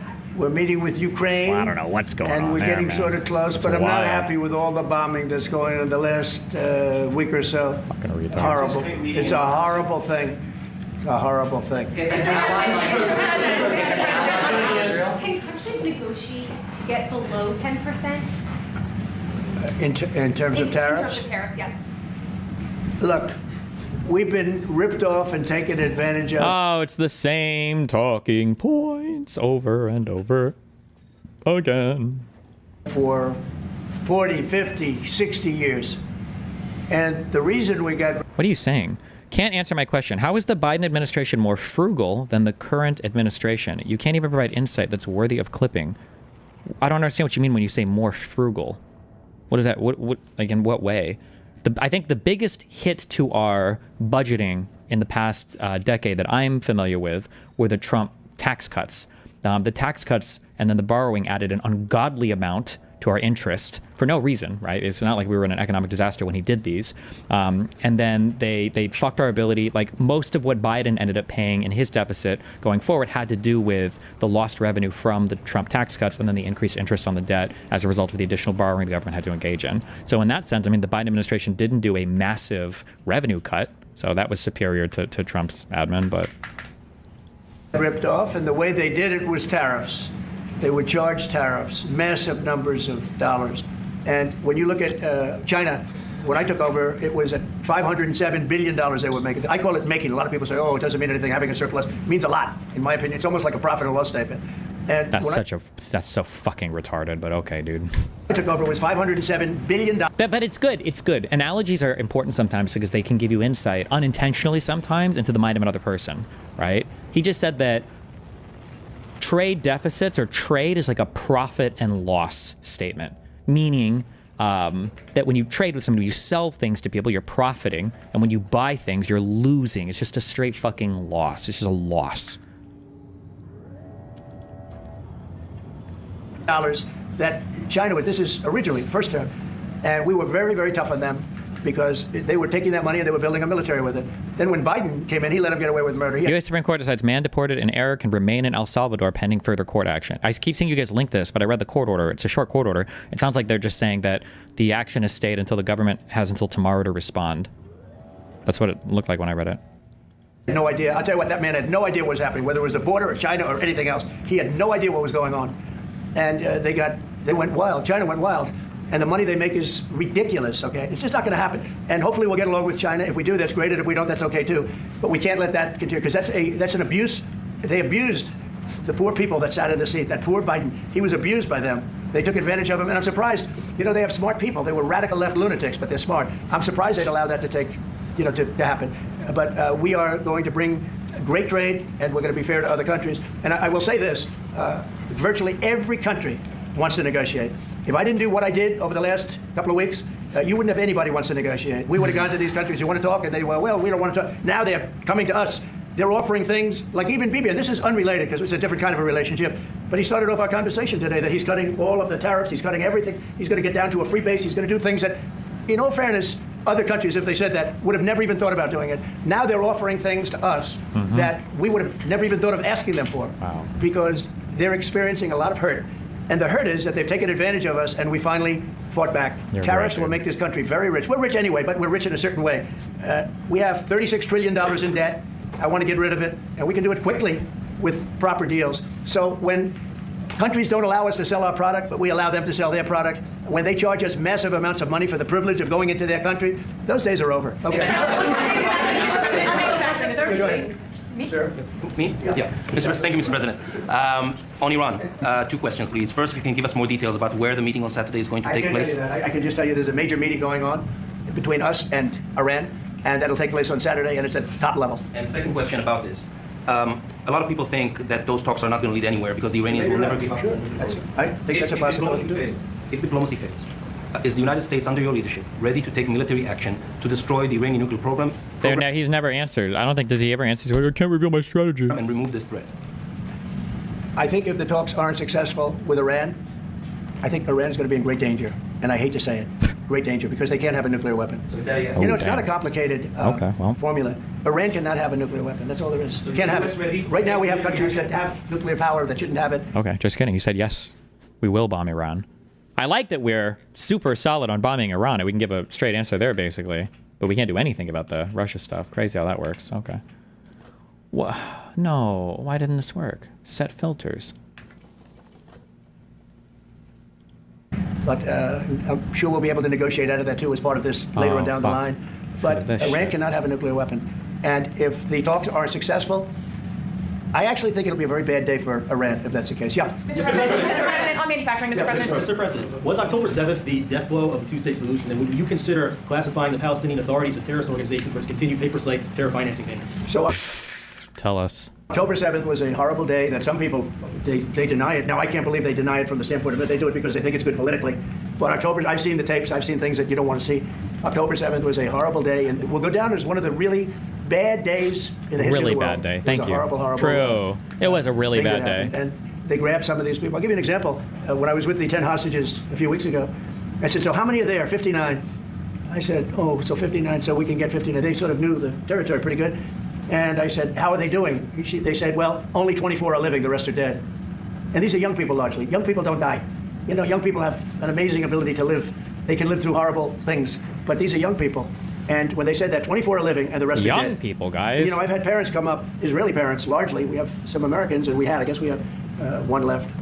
Alex, we have the one left. But I've had Israeli parents come up to me at events. Wait. Frugal is in, how was the prior administration helping our society from an economic standpoint? We were still going through a second Wall Street crash. The economy has been nuked, but I need insight. The United States rebounded better than any other of the G7 economies. So I don't know where you got our economy crashed. We had issues in 2022 for sure, but there was also the start of the whole Russia-Ukraine war. I think we came out of COVID pretty well. We bounced back pretty well after the Russia-Ukraine war stuff started. Pretty sure if you look at, if we were to just look at the totality of the markets, if you want to just go by markets, wasn't it 80% after 4 years from start to finish? Biden would have come in 2021, January 20th. To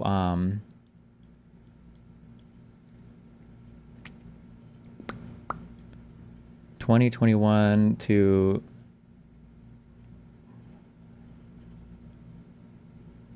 $60 up, so it's about 15% per year, with a huge with this war and everything ravaging through Ukraine, Russia. So despite that big hiccup in the market there, I think we managed to do the soft landing pretty well for what some people thought was going to be economically a lot more ruinous.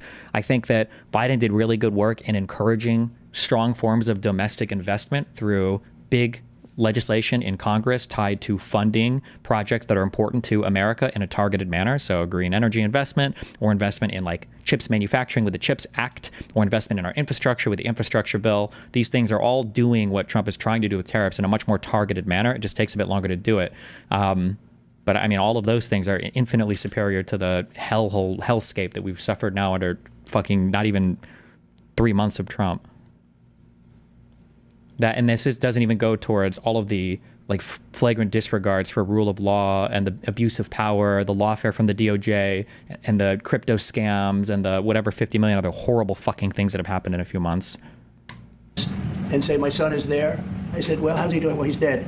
But would you do me the biggest favor ever? Could you bring his body back home? They talked about a young dead boy and a young dead girl like they were living. And that could have something to do with religion. That could have something to do with, I guess maybe any parent would be, but I was surprised. They said, sir, my son is dead. It is just as important to bring that body back home. I asked that question as if he were alive. So you have a lot of them dead, and we'll be able to bring them back. But it's a horrible thing that's happened. These are largely young people. Some old ones too, frankly. And those people have lived in hell. When they came off, the second group that came out, they looked like they just got out of a concentration camp. They look exactly like the pictures that I'd see from the 1940s, the concentration camps. And then they got a little bit better, you know. But that second group, those people came out, and I said, this is unbelievable. We're going back into a chapter in history that is one of the worst ever. It's really very bad. Okay? Mr. President, thank you. You said it could take 2 years to get American manufacturing fully up to speed in response to these tariffs. What happens in the meantime? Should Americans be prepared potentially for years? In the meantime, get we have now $7 trillion. Think of this: $7 trillion of commitments from companies wanting to go in, from Apple to many, many companies. That takes time. Many from Taiwan. What? It takes time to Of course it takes time. Well, are you asking me a question, or are you telling me? Yeah, it takes time. You know, you got to build a thing called a factory. You have to build your energy. You have to do a lot of things. I'm giving them energy. You know, we're going to let them build their own power plants. They'll be their own. Essentially, they're going to be in charge of the power plant because our power is not reliable enough. You have a grid that's old and susceptible to a lot of things, including bombing and weather and a lot of other things. And we're going to give them record timing in terms of approvals of electric plants. Most of them want to build electric plants. We need massive amounts of electricity if we're going to compete with China and others. And interestingly, we're way ahead right now. Destiny, my dad is like your mom, and he's constantly posting insane stuff. He is currently cheering on Trump to crash the markets as if we're going to lead to some great reset. How did we get here? Bro, too much fake news over long periods of time. It's a cult. They're in a cult. You have to treat it as such. There's no way to break somebody easily out of a cult. In the AI race with China. But the way we lose that race is if we can't give them electric. But we have more plants being built. We have everything. We're doing so great. And we want to keep it that way. And tariffs will be an important part of it. But one of the other things, Lee Zeldin's doing a fantastic job, head of environmental protection. And he's doing very rapid approvals for people to get, for big companies that are going to build a plant that's going to cost billions of dollars. And we're going to get them their approvals. They have to be environmentally perfect, everything good, but they're going to be in record time, a matter of months versus a matter of many, many years. Okay? Yeah, Lisa Rozowski from Haaretz. Turkey claims it will stabilize the situation in Syria. Turkey? Yeah. Israel doesn't want Turkey to influence Syria. What do you think? Do you think Turkey's influence in Syria can actually make it a better, more peaceful country, or vice versa? Well, I have great relations with a man named Erdogan. Have you heard of him? Yeah. And I happen to like him, and he likes me, and I know the press will get very angry. He likes Erdogan, but I do, and he likes me, and we've never had a problem, and we've gone through a lot, and we've never had a problem. We're always good. As you remember, we got our minister back from Turkey. You remember that? And this was a big deal at the time, and we got him back. And I told the prime minister, I said, just, Bibi, if you have a problem with Turkey, I really think I'm going to be able to work it out. You know, I have a very, very good relationship with Turkey and with their leader, and I think we'll be able to work it out. So I hope that's not going to be a problem. I don't think it will be a problem. Now, with that being said, I believe it was Turkey, and I said that to him. At what point does he get impeached? I refuse to believe Republicans will let this fucker go on too much longer if it hurts their pockets. It's not going to be about pockets. It's going to be about the upcoming elections. And so the question is going to be, really, it's like we're looking to pollsters right now to save the country, I guess. If Donald Trump starts to get, or not Donald Trump, well, maybe Donald Trump, I guess. If Donald Trump's favorability slides too much and it looks like Republicans are going to have a bloodbath in the midterms, then it might be the case that some of them start to look towards other, I don't know. I mean, if you break with Trump, you're basically, the problem is you have to think that Trump is gone. You have to think that like the Trump effect is dead and it's not coming back, because as soon as you turn your back on Trump, he's going to try to primary you, and the rest of the cult members are going to try to evict you from the cult, right? Like you can't be a critical member inside of a cult because all the other cult members will try to evict you. So yeah, it's just going to depend on, but I mean, I don't think that I don't think we can bear this though. Like, I don't think these can go on for 3 months. I just don't think it's possible. But we live in a time of great possibility, so. I said it. I said, congratulations. You've done what nobody's been able to do in 2,000 years. You've taken over Syria with different names, but same thing. I said, you've taken it over. He's taken it over through surrogates. He goes, no, it was not me. I said, it was you. But that's okay. You don't have to say, well, sort of maybe it was me. Okay. But what he did, he's a tough guy, and he's very smart. And he did something that nobody was able to do. You know, you got to hand it to him. Any problem that you have with Turkey, I think I can solve. I mean, like this, like just notice that, like the tone, the intonation, the way that he speaks about everything happening, like it's the exact same as if he would have just, I don't know, as if we just announced that the U.S. is renaming the Gulf of America or the Gulf of Mexico to the Gulf of America, right? Like it's all just kind of like a LOL kind of a joke thing. Like that's everything. There's nothing about this is serious. Rather than, you know, hey, we're gonna have some talks about literally the most insane tariffs that have been placed on anybody in like all of human history. It's all just like it's all kind of like a joke. It's all like a meme. Nothing about this is serious. It's all just. I mean, as long as you're reasonable, you have to be reasonable. We have to be reasonable. Thank you very much, everyone.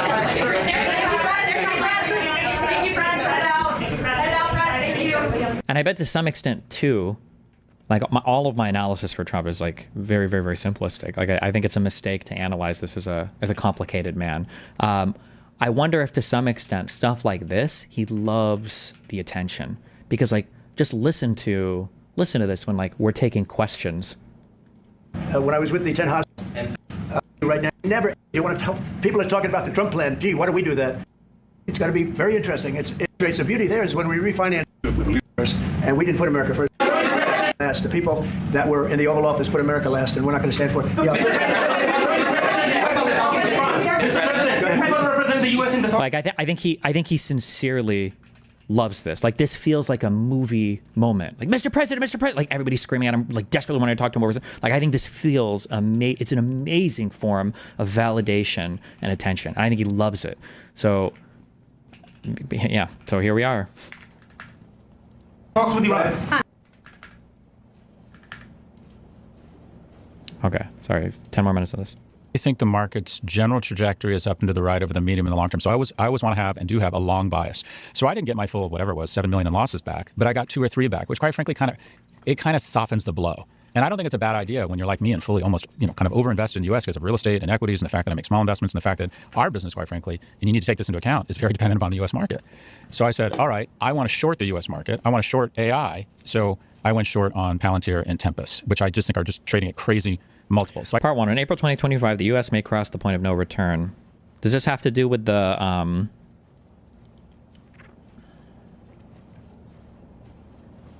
Insurrection Act thing? Kulinski and I think other people have been speaking about this. Who knows? Maybe I don't know if it's worth it to try to predict anything at this point. Like, well, I got some of that back. But what I'm doing over the medium/long term is I'm saying, okay, I was probably 6 months ago, 90% U.S. assets. I'm now 70, and I'm going to try and go somewhere between 40 and 50 over the next 3 or 6 months, because these cycles take a while to play out. It's not like you think, well, it's too. Yeah, like he's not even qualified to do like who would be in charge of these ultimately? It would be Lutnick, right, for Secretary of Commerce. Like they're not even qualified to do this. Crash the market and then negotiate 50 bilateral trade agreements simultaneously in 1 week to try and save the market. Like, these are sophisticated agreements. Trade agreements are sophisticated things. You're going to negotiate all of this? It's not just a matter of a tariff, right? Like,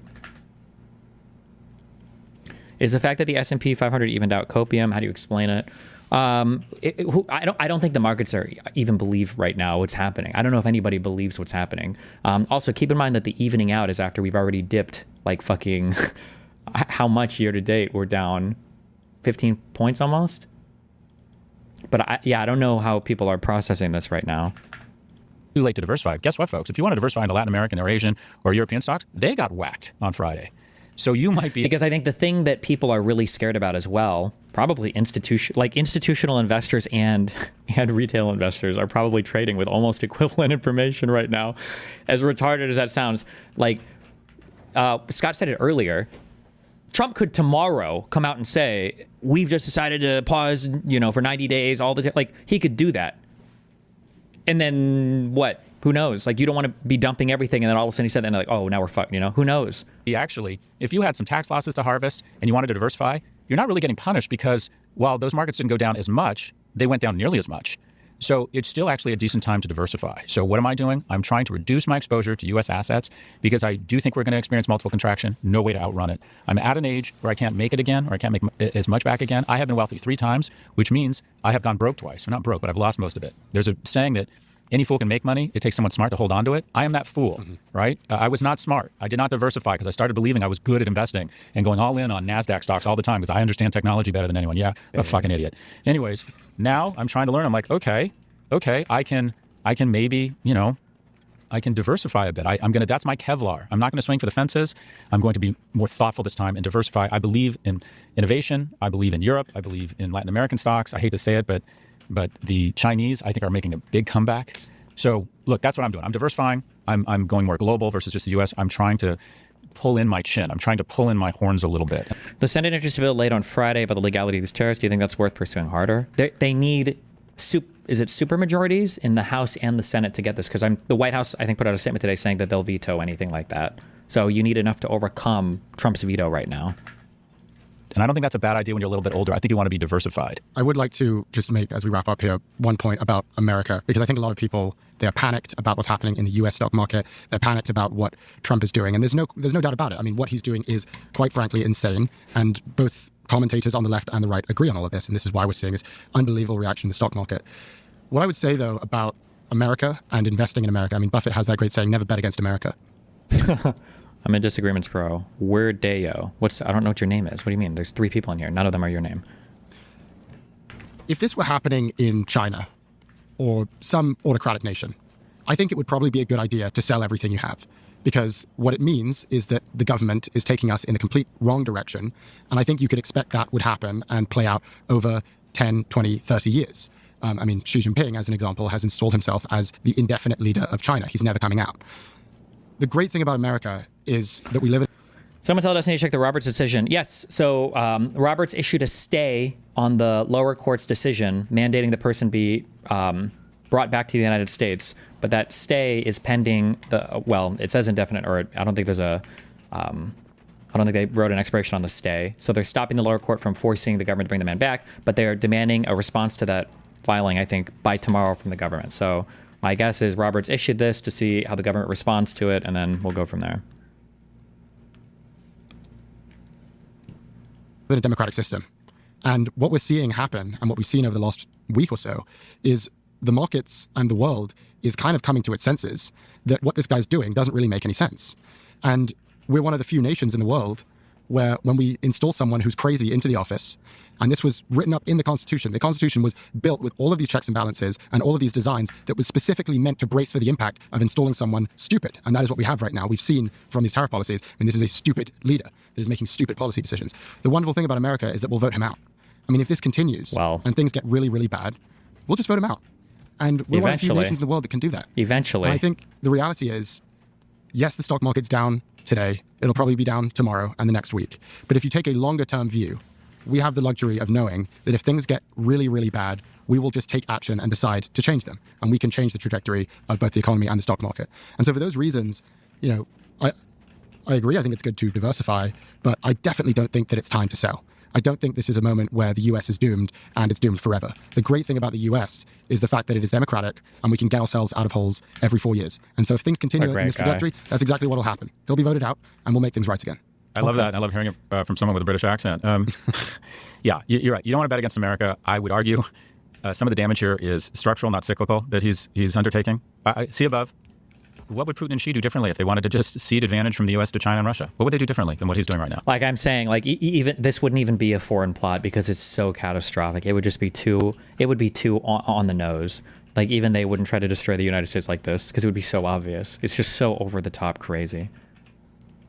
And so unfortunately, I do believe, and this is trying to manifest, we are going to elect somebody else after even red states realize. I mean, how many TikToks are we going to have over the next few weeks of, I voted for Donald, I voted for President Trump and I regret it. We're going to see a lot of those videos. It's going to be unbelievable. I mean, no doubt about it. The problem is, there has been a world order and a consistency in a playbook. And America has been seen, and we've taken it a bit for granted, that we were seen as the stalwart. We were seen as the base. We were the pillar. We were the mortar inside of all these bricks of wonderful democracies. And I think he's literally ripping at the fabric of the world order. And a lot of nations, even if we bring in someone who's seen as responsible and an adult from the Republican or the Democratic side, I'm not sure the world order is going to say, we've reconfigured our supply chain through Mexico. We're buying more products out of China. We're doing a lot more trade with Germany than we are with the U.S. now. We're getting our agricultural products from different nations. If they're going to say, oh, okay, game on again, we're back in the U.S. I think some of this damage will last for a while. I think yeah, that's true as well. Remy says institutional hedging, rebalancing, liquidity constraints, etc., plays a role in why markets don't just go down every day with bad sentiment. It's like shock absorption. There's a lot of factors involved behind the scenes. That is true. A lot of to a retail investor, derivative markets are just ways to lose your money really fast. When you think of like calls and puts, or if you think of like short selling, well, I don't know if traditional companies are shorting as part of their portfolios, but like when you think of these things, these are ways like options are these like sexy, like things that you can get way in over your head on, and you can make a lot of money real fast. You can lose your money. You don't even have an underlying security. Our contracts are buying. They're super fun and cool like that. But institutional investors, I'm pretty sure, like these types of financial products originally came into being for hedging. Like these things allow you to hedge against the market. You don't buy puts or calls so you can make some sick fucking moves if you predict the market. You buy puts and calls if you're like taking a very long, very safe position. You buy puts and calls to reduce the volatility of your portfolio, such that maybe I'm going to make 10% gains, but if they're going to go down, I'm going to buy a whole bunch of, is it puts or calls for going down? I don't remember. I'm going to buy a bunch of options, and I'm going to reduce my 10% gain to a 9.5% gain. But if it drops a fuck ton, I'm insured on that, and I have options that I can exercise in order to minimize my exposure to some really bad turn of the market. So there's probably a lot of that stuff going on. There's a ton of different ways that people manage money that's more sophisticated than just clicking buy or sell, constantly on your Robinhood account to do things. So, yeah. Hangover here is going to outlive the Trump presidency, and that's what's so awful about this. I think this is going to do long-lasting damage, just as the way we had a 15-year bull market run. I think you could argue this might be the beginning of a multi-year, not 3.5, but 5, 10, 12-year reversal of those flows. And even if they get their act together, the American economy is like no other. People are so innovative here, so risk aggressive, the gears churn on. But the thing I don't think they're going to be able to turn around is I think the momentum now is dramatically around multiple contraction for the S&P and the NASDAQ. And I think that is just going to be a vicious hangover that'll be several years. No, I don't care about the video. I think I've watched part of it. No plan here. None of the videos saying that there is some elaborate scheme to manipulate the U.S. currency or that there's some elaborate scheme to refinance the debt. None of these videos are correct. And if anybody's putting these plans out as anything more than just like an intellectual thought experiment, then they're retarded. There is no sophisticated plan here to refinance the debt or to conveniently manipulate U.S. currency. It's fucking retarded. Anybody who believes that is delusional. Okay, that's not happening. Well, we will definitely be continuing that conversation over the next several years. So glad everyone will join us for the ride. Let's take a look at the week ahead. JP Morgan and Wells Fargo will kick off first quarter earnings season. We'll certainly be listening to what Jamie Dimon has to say about the tariffs and what's happened in the markets. We'll also see inflation data for March from the Consumer Price Index. Scott, do you have any predictions? Volatility. That's the only thing I'm comfortable predicting. It'd be fun to say the market's off another 5,000 points next week. The market could go up 3,000 points. This is the only thing I'm fairly certain on is volatility. And don't try this at home, but you're going to see a lot of traders make money buying and selling options because we're about to see the VIX go crazy. And traders love volatility because they can spot anomalies and panic selling and panic buying and weigh in with, good bets on volatility. Anyways, long-winded way of saying my only prediction next week is volatility. Thank you for watching this version of Prop G Markets. Check out our pod feed for office hours on Wednesday, and we'll be back with a fresh take on markets every Monday. Wow, fun times.